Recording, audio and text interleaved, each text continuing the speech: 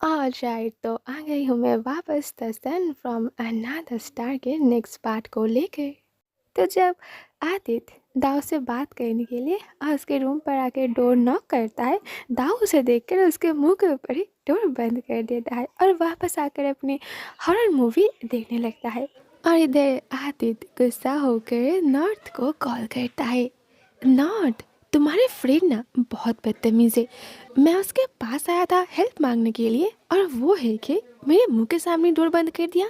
Come on, क्या उसमें कोई मैनर्स नहीं है? तुम्हें पता है लास्ट नाइट ना उसने मुझे बेडटॉप पर ही सोने दिया, बट एटलीस्ट उसने मुझे घर के अंदर आने तो दिया। लेकिन अब तो वो डोर ओपन भी नहीं कर रहा है। तुम्हें उससे फिर से मेरे लिए बात करनी होगी और तभी जाकर शायद वो मेरा हेल्प करेगा।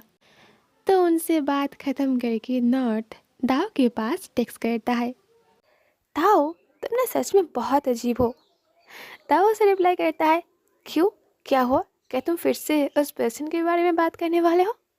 नॉर्थ उसे कहता है, मैंने सुना कि तुम लास्ट नाइट उसे वॉशरूम पर लॉक करके रखे थे और आज उसके मुंह के ऊपर ही डोर बंद कर दिया, क्यों? दाव उससे पूछता है, ओह, तो इसका मतलब उसने तुम्हें सब कुछ बता दिया? नॉर्थ उसे रिप्लाई करता है, नहीं, वो बस कंप्लेन कर रहा था जब हम दोनों साथ में गेम खेल रहे थे तब। लेकिन तुम्हें ऐसा नहीं करना चाहिए, मुझे सच में उनके लिए बहुत बुरा लग रहा है। वो तुम्हारे पास आया था हेल्प मांगने के लिए और तुमने उसकी बात सुना ही नहीं। वो तुमसे जो बात करने वाला था वो बहुत इंटरेस्टिंग है। डोनट को नहीं लगता कि उसकी मौत के पीछे उसकी गर्लफ्रेंड का हाथ है, पर अगर तुम्हारे रूम पर जो भूत है उनसे बात करोगे तो शायद तुम्हें कुछ पता चल जाए और उनका भी हेल्प हो जाएगा। और मुझे भी ये थोड़ा इंटरेस्टिंग लग रहा है, क्या पता तुम्हारी वजह से एक इनोसेंट पर्सन जेल से बाहर आ सके, तो तुम्हें उनका हेल्प करना चाहिए। दाऊ उसे कहता है, अगर ऐसी बात है तो मैं ऑफकोर्स उनका हेल्प करूँगा, लेकिन उन्होंने मुझे इस बारे में पहले कुछ नहीं कहा। नॉर्थ उसे कहता है, कैसे कहेगा, तुमने तो कोई मौका ही नहीं दिया, तुम तो उनके मुंह के ऊपर ही दरवाज़ा बंद कर दिए थे। एनीवेज, अब जाओ और उनसे बात करो। वैसे मैं तुम्हें देखना चाहता हूँ तुम कैसे भूतों से बात करते हो, क्या मैं आ जाऊँ? ताऊ उसे कहता है, कम ऑन, अभी मिडनाइट हो रहा है, तुम कैसे आओगे? फिर जोहन तुम्हें मना करेगा। एनीवेज, मैं देखता हूँ।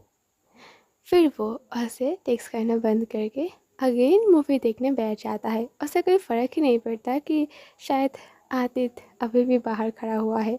दाओ एक ऐसा पर्सन है जो हर सिचुएशन पर सिर्फ खुद का ही सुनता है। नॉर्थ ने उसे कहा था कि वो लोगों को बाहर से देखकर जज नहीं कर सकता, और ये सच है।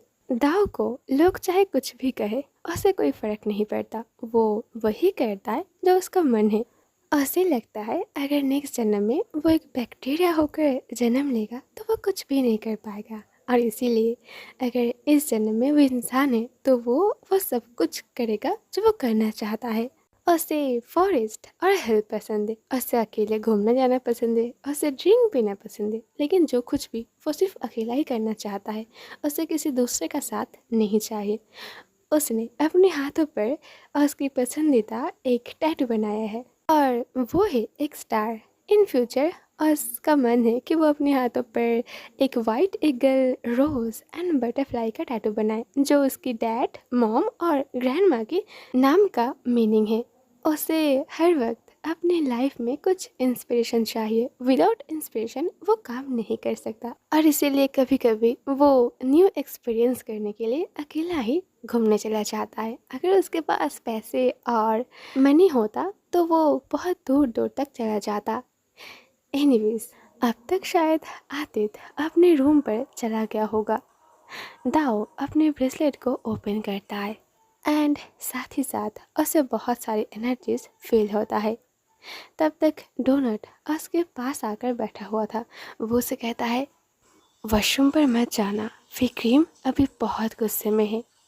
दाओ उसे कहता है, तुम बैठो, मैं उनसे बात करके आता हूँ।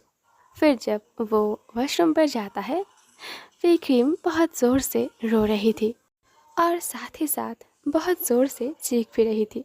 तो ये देखकर दाऊ उसे कहता है, क्या तुम कोरियन आइडल्स का फ़ैन थे जो तुम इतना लाउडली चीख रहे हो? फिर क्रीम रोना बंद करती है और कहती है, तुम्हें कैसे पता? दाओ उसे कहता है कि उसने बस गेस किया। फिर क्रीम उसे कहती है कि उसके मर जाने के बाद अब उसे उस कोरियन आइडल का कोई भी इंफॉर्मेशन नहीं मिल रहा है और इस वजह से वो थोड़ा गुस्से में है। दाऊ से कहता है कि वो अब उन आइडल्स का इंफॉर्मेशन लेगा और उसे बताएगा। जिस रात डोनाल्ड के साथ वो हादसा हुआ था, क्या तब उसने कुछ देखा? लेकिन फिर क्रीम उसे कहती है कि उसने कुछ नहीं देखा। अगले सीन पर जब वो अपने रूम पर वापस आता है, डोनाल्ड उससे पूछता है, वो तो हमेशा गुस्से में चीखती रहती है, तो तुम वहाँ पर जाके ऐसा क्या किया जिस वजह से वो चुप हो गया? दाओ स्माइल करता है और अपने मन में कहता है कि हर किसी को शांत करना बहुत आसान है अगर तुम उसके सामने उसकी फेवरेट चीज़ों को लेकर बात करोगे। फिर डोनट उसे कहता है कि अगर फिर क्रीम को कुछ नहीं पता तो शायद फ्रुआ को पता होगा। अगले सीन पर दाओ उसके लिए बालकनी पर वेट करने लगता है। तो जब फ्रुआ वहाँ पर आ जाती है रोते हुए, ये रास्ता रोक लेता है और कहता है, मुझे आपसे कुछ पूछना है। वो शैडो कुछ नहीं कहती, वो बस चुपचाप दाव की तरफ देखने लगती है। उस रात जब वो हादसा हुआ था, तब क्या आपने कुछ देखा? फ्रुआ बिना कुछ कहे बस नॉट करती है। तो क्या उस नाइट कोई और भी आया था? फ्रुआ नॉट करती है। वो देखने में कैसा है? क्या आप मुझे उसके बारे में कुछ बता सकते हैं? फ्रुआ अब कुछ कहती है। वो एक गर्ल थी और उसकी शॉर्ट हेयर थी, वो ब्लैक कलर के कपड़े पहनी हुई थी। अब मुझे जाना है। दाओ साइड हो जाता है और कहता है, ओके, मैं आपसे इस बारे में किसी और दिन पूछूंगा, अब आप जा सकते हैं। फिर जब वो अपने रूम पर वापस आता है, वो नोटिस करता है कि डोनट बहुत खुश था क्योंकि उसके गर्लफ्रेंड ने उसका मर्डर नहीं किया। दाओ बेड पर आके बैठ जाता है। डोनट उसे कहता है, तो क्या मैं आतिथ के सपने में जाकर उनसे कहूँ या फिर तुम खुद जाकर उनसे बात करोगे? दाओ उसे कहता है, नहीं, ये सब कुछ मैं तुम पर ही छोड़ देता हूँ। वही दूसरे साइड पर आतिथ को दिखाया जाता है। वो गहरे नींद में सो रहा था। डोनट जैसे ही उसके पास जाकर बैठता है, आतिथ को पता चल जाता है और इसीलिए वो दूसरे साइड टर्न हो जाता है ताकि नींद में डोनट उसे परेशान ना कर पाए।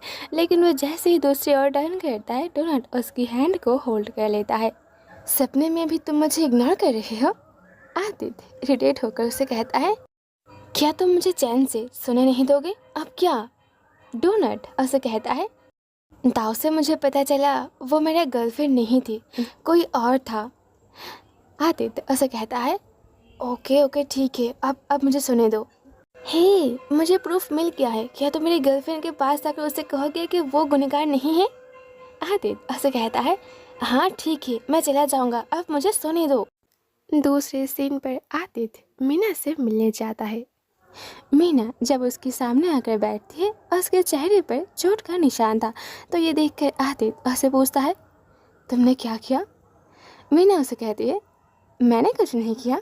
आदित्य को बिलीव नहीं हो रहा था क्योंकि रीज़न उसके चेहरे पर साफ साफ दिखाई दे रहा था। आदित्य ज़्यादा सरप्राइज नहीं होता है क्योंकि उसे पता है मीना की नेचर के बारे में। मीना उसे कहती है, मैं नहीं चाहती कि कोई मुझे कंट्रोल करे, मैं यहाँ की क्वीन बनूंगी और सबको कंट्रोल मैं करूँगी।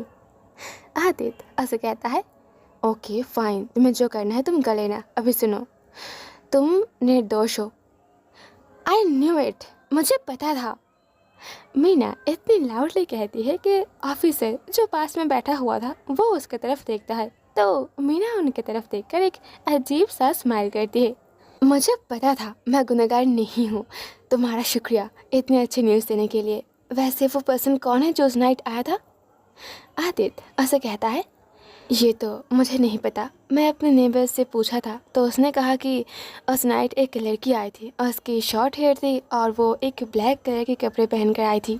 मीना जल्दी से पूछती है, कौन हो सकती है वो लड़की? आदित्य पता करो, मेरा जानना बहुत ज़रूरी है। और तुमने कहा उसका शॉर्ट हेयर, कितने शॉर्ट? आदित्य ऐसे कहता है, नहीं, उतना डिटेल्स में तो मुझे नहीं पता। क्या तुम किसी को जानते हो जिसका शॉर्ट हेयर है?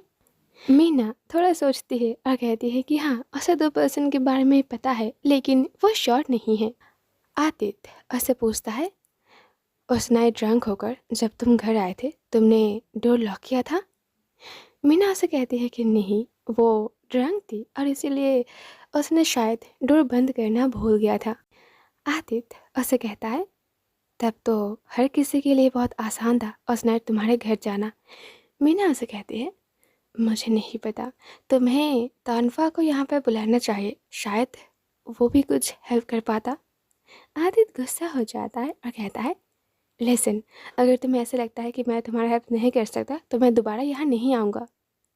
मीना स्माइल करती है और कहती है, अरे शांत हो जाओ, मैं बस मजाक कर रही थी। क्या डोनट ने तुमसे और भी कुछ कहा? आदित्य उसे रिप्लाई करती है, हाँ, उसने कहा कि वो तुम्हें बहुत मिस करता है। सच? उसने सच में ऐसा कहा? मुझे पता था कि वो मेरे बिना नहीं जी सकता। क्या तुम उसे कुछ दिनों और के लिए रुकने के लिए कह सकते हो? मैं जब वापस जाऊंगी मैं उसे हक करूंगी। आदित्य उसे कहता है, ओह गॉड, अब वो इस दुनिया में नहीं है तो तुम उससे हक कैसे करोगे? मीना उसे कहती है, कम ऑन, मूड खराब मत करो, अब सिर्फ तुम ही हो जो हम दोनों के बीच कांटेक्ट करवा सकते हो। आदित्य उसे कहता है, गॉड, तुम्हें पता है मुझे कैसा फील हो रहा है? मैं एक इंसान और एक भूत के बीच में फंसा हुआ हूँ। बाय द वे, तुम बहुत सालों से उसके साथ रहते आए हो, तुमने सोचा कि तुम क्या करोगे? मीना उसे कहती है, पता नहीं, मैं किसी और के साथ रहने के बारे में सोच भी नहीं सकती। मेरा बहुत मन था कि मैं उससे ही शादी करूँ, लेकिन अब ये पॉसिबल नहीं है। और शायद लौटूंगी बहुत जल्द नेक्स्ट वीडियो के साथ। सी यू सून, टाटा।